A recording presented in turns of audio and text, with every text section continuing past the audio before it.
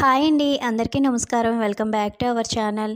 ఈరోజు మన వీడియోలోని అందరికీ ఎంతగానో ఉపయోగపడిన కొన్ని మంచి చిట్కాలని షేర్ చేస్తున్నానండి. రెగ్యులర్గా మన ఇంట్లో చేసుకునే పనులు మరింత ఈజీగా క్విక్గా చేసుకోవడానికి కొన్ని మంచి చిట్కాలను అయితే షేర్ చేస్తున్నాను. ముందుగా అయితే ఫస్ట్ టిప్ చూద్దామండి. ఇలాగా చిన్నపిల్లలు భోజనం చేసేటప్పుడు కానీ ఏదైనా తినేటప్పుడు కానీ బట్టల మీద వేసుకుంటూ ఉంటారు కదండి. అవి లైట్ కలర్ అయితే చాలా మరకలు పట్టేస్తూ ఉంటాయి. మంచి డ్రెస్సులు మళ్ళీ యూజ్ చేయాలంటే చాలా ఇబ్బందిగా ఉంటుంది. అలాంటప్పుడు ఈ చిట్కా యూజ్ చేశారంటే చాలా ఈజీగా ఆయిల్ మరకలు కానీ కర్రీ మరకలు కానీ ఏవైనా సరే ఈజీగా పోగొట్టొచ్చండి. ఇప్పుడైతే అది ఎలాగో చూద్దాము.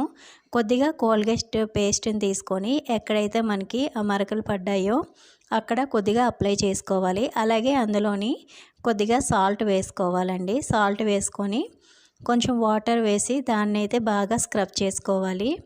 బట్టల బ్రష్ అయినా సరే లేదా మనం యూజ్ చేయకుండా ఉన్న ఈ బ్రష్లతో అయినా సరే టూత్ బ్రష్లతో అయినా సరే ఈ విధంగా క్లీన్ చేసుకోవచ్చు. సోప్ పెట్టే పనే లేదండి.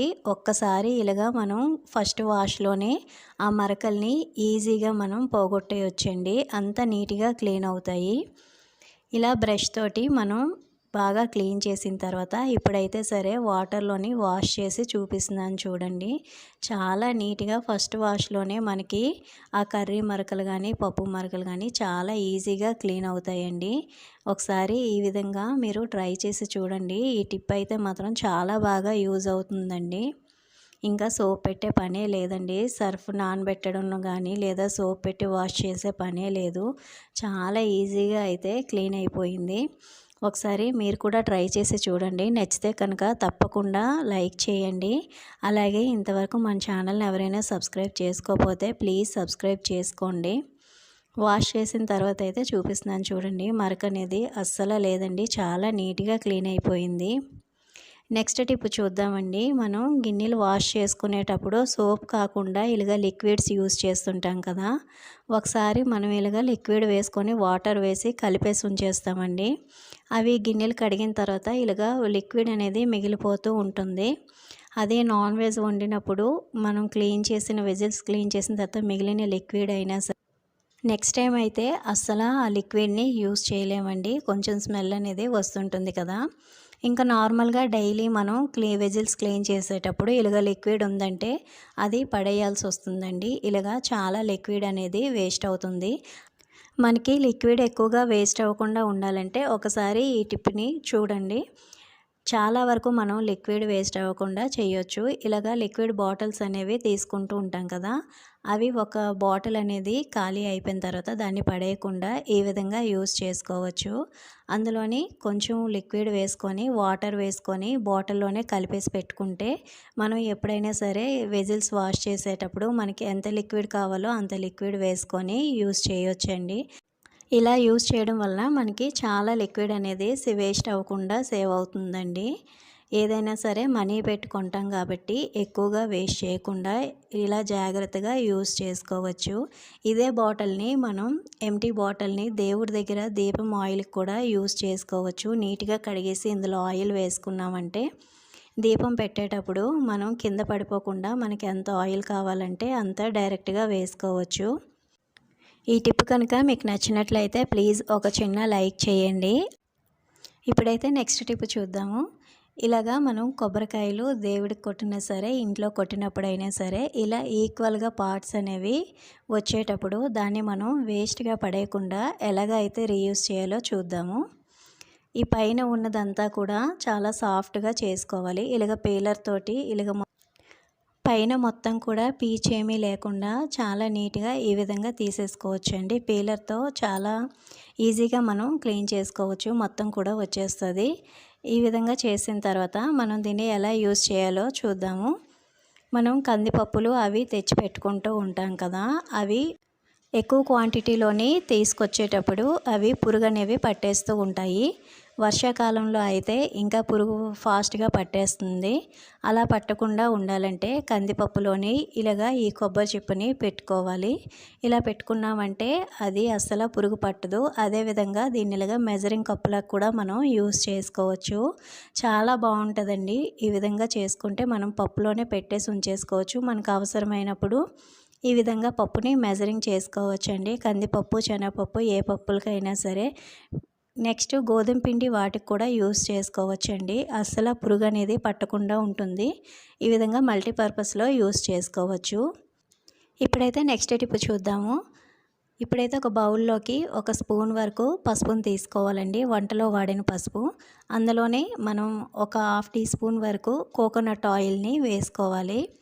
మనందరం కూడా కాళ్ళు పగుళ్ళకి, ఫంగల్ ఇన్ఫెక్షన్కి చాలా ఇబ్బంది పడుతూ ఉంటాం కదండి. అలాంటి వాటికి ఇది బెస్ట్ చిట్కా అండి. చాలా బాగా మనకి పనిచేస్తుంది. ఇప్పుడైతే ఇందులోని కొద్దిగా అలోవెరా జెల్ని తీసుకోవాలి. ఇలా మనకి ఇంట్లో ఉండే అలోవెరా జెల్ అయితే న్యాచురల్ది అయితే ఒక స్పూన్ వరకు తీసుకోవాలి. లేదా బయట కొనేదైతే ఒక హాఫ్ టీ స్పూన్ వేసుకుంటే సరిపోతుంది.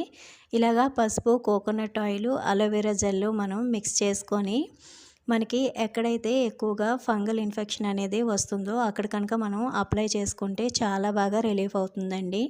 కొంతమంది ఎక్కువగా వాటర్లోనే పనిచేస్తూ ఉంటారు కదా. అలాంటప్పుడు ఇక్కడ మనకి ఫింగర్స్ మధ్యలోని చాలా దురద అనేది, ఇచ్చింగ్ అనేది వస్తుందండి. అలాంటప్పుడు కనుక ఇది మనం అప్లై చేసుకున్నామంటే చాలా రిలీఫ్ వస్తుంది. నెక్స్ట్ మనకి నెయిల్స్ దగ్గర ఎక్కువగా స్వెల్లింగ్ అనేది ఒక్కొక్కసారి వస్తుందండి. అలాగే మనం రింగ్స్ అనేవి పెట్టుకుంటాం కదా, ఆ రింగ్స్ దగ్గర ఒక్కొక్కసారి ఇన్ఫెక్షన్ అనేది వచ్చి చాలా ఇబ్బంది పెడుతూ ఉంటుంది. వాటన్నిటికీ కూడా ఇది మనకి బెస్ట్ మెడిసిన్గా అయితే పనిచేస్తుంది. చాలా బాగా వర్క్ అవుతుందండి. మనం ఇలాగ పసుపు, next coconut oil, aloe vera gel mix చేసుకొని మనకి ఎక్కడైతే ఇబ్బందిగా ఉందో ఇలాగ ఫింగర్స్ మధ్యలోని అప్లై చేసుకోవాలి. అలాగే నెయిల్స్కి కూడా అప్లై చేసుకోవాలండి. ఏమైనా సరే మనకి కొంచెమైనా ఇన్ఫెక్షన్ ఉన్నా చాలా బాగా ఇది మెడిసిన్ లాగా పనిచేస్తుంది. చాలా ఫాస్ట్గా రిలీఫ్ ఇస్తుందండి. ఇలాగ మనం పెట్టుకొని ఒక 1 అవర్ ఉంచి కొంచెం హాట్ వాటర్తో కనుక మనం కడిగేసుకున్నామంటే ఇన్ఫెక్షను, ఇచ్చింగ్ అనేది మనకి చాలా మంచి రిలీఫ్ వస్తుంది. అదేవిధంగా కాలు పగుళ్ళు ఎక్కువగా ఉండేటప్పుడు ఇలాగ మనం మిక్స్ చేసుకొని ఓవర్ నైట్ పెట్టేసుకొని మార్నింగ్ కనుక కడిగేసుకున్నామంటే ఆ పగుళ్ళంతా కూడా మెత్తబడి చాలా సాఫ్ట్గా అవుతాయండి. ఈ మెడిసిన్ అనేది మనకి చాలా బాగా, ఈ హోమ్ రెమెడీ అనేది చాలా బాగా పనిచేస్తుందండి. ఒకసారి తప్పకుండా ట్రై చేయండి. చాలా వర్క్ అవుతుంది. మీకు నచ్చితే కనుక ఒక చిన్న లైక్ చేయండి. నెక్స్ట్ టిప్ చూద్దాము. ఒక బౌల్ తీసుకొని అందులోని 2 స్పూన్స్ వరకు మనం రైస్ వేసుకోవాలండి. బియ్యం, రేషన్ బియ్యం అయినా సరే, నార్మల్ బియ్యం అయినా సరే, ఏవైనా సరే ఒక 2 స్పూన్స్ వరకు తీసుకొని ఇలాగ బౌల్లో వేసుకోవాలి. ఇందులోని ఒక స్పూన్ వరకు టీ పౌడర్ని అయితే వేసుకోవాలి. దీన్ని మనం ఏ విధంగా యూజ్ చేయాలంటే ఫ్రిడ్జ్లోని మనం వెజిటేబుల్స్, నెక్స్ట్ డైలీ దోస పిండి, ఇడ్లీ పిండి, పాలు అన్నీ పెడుతుంటాం కదా, ఫ్రూట్స్ అవి మనకి ఒక్కొక్కసారి ఫ్రిడ్జ్ అనేది బ్యాడ్ స్మెల్ అనేది వస్తుంది. రెగ్యులర్గా దాన్ని క్లీన్ చేయలేము. మంత్లీ వన్స్ క్లీన్ చేసుకుంటాం కాబట్టి ఆ బ్యాడ్ స్మెల్ అనేది పోవాలంటే ఇలా ఒకసారి ట్రై చేసి చూడండి. మనకి స్మెల్ అనేది అస్సలు ఉండదు. డీప్ ఫ్రిడ్జ్లో అయినా సరే, లేదా మామూలుగా ఇలాగ ఫ్రిడ్జ్లో అయినా సరే మనకి ఎక్కడ స్మెల్ అనిపిస్తే అక్కడ పెట్టుకుంటే చాలా ఫాస్ట్గా మనకు అది బ్యాడ్ స్మెల్ని అది అబ్జర్వ్ చేసుకుంటుందండి. నెక్స్ట్ టిప్ అయితే చూద్దాము. మనం కూరగాయలు తెచ్చుకునేటప్పుడు ఒక 4-5 రకాలు తెచ్చుకొని ఫ్రిడ్జ్లోని స్టోర్ చేసుకుంటూ ఉంటాం కదా.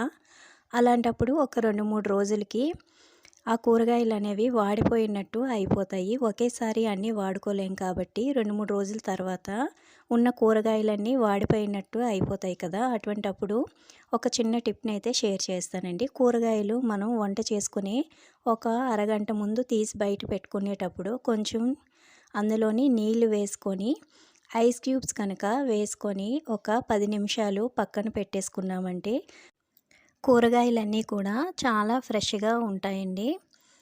బెండకాయలనే కాదండి, వంకాయలు కానీ ఇంకా ఏ వెజిటేబుల్స్ అయినా సరే ఈ విధంగా చేసుకోవాలి. ఒక 10 నిమిషాల తర్వాత ఐస్ క్యూబ్స్ అన్నీ కరిగిపోయిన తర్వాత ఈ వాటర్ని పక్కన వేసేసుకొని మళ్ళీ మంచినీళ్ళతో ఒకసారి కడిగేసుకొని మనం ఈ విధంగా వాడుకున్నామంటే చూడండి, ముందు బెండకాయలకి ఇప్పుడు బెండకాయలకి చాలా డిఫరెన్స్ ఉంది.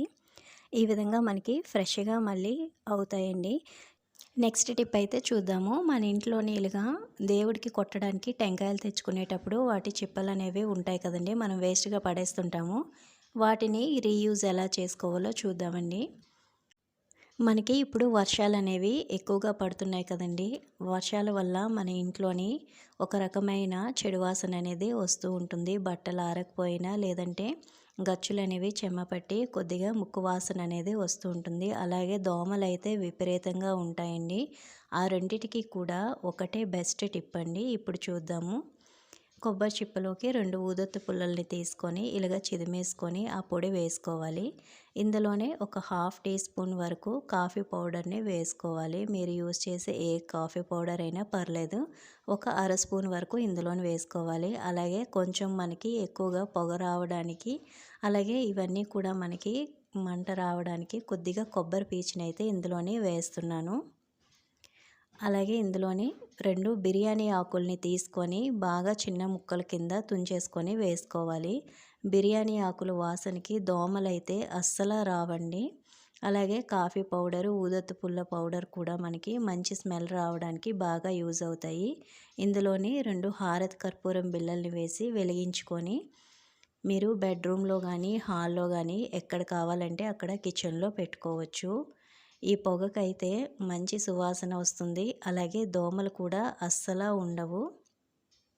ఈవినింగ్ టైంలోని ఇలా చేసుకున్నామంటే మనకి చాలా బాగా యూజ్ అవుతుందండి. నచ్చితే కనుక తప్పకుండా ట్రై చేయండి. అలాగే మీకు ఏ టిప్ నచ్చిందో కామెంట్ చేయండి. అలాగే నా ఛానల్ని లైక్ చేసి సబ్స్క్రైబ్ చేసుకొని సపోర్ట్ చేయండి. థ్యాంక్ యూ ఫర్ వాచింగ్ అండి.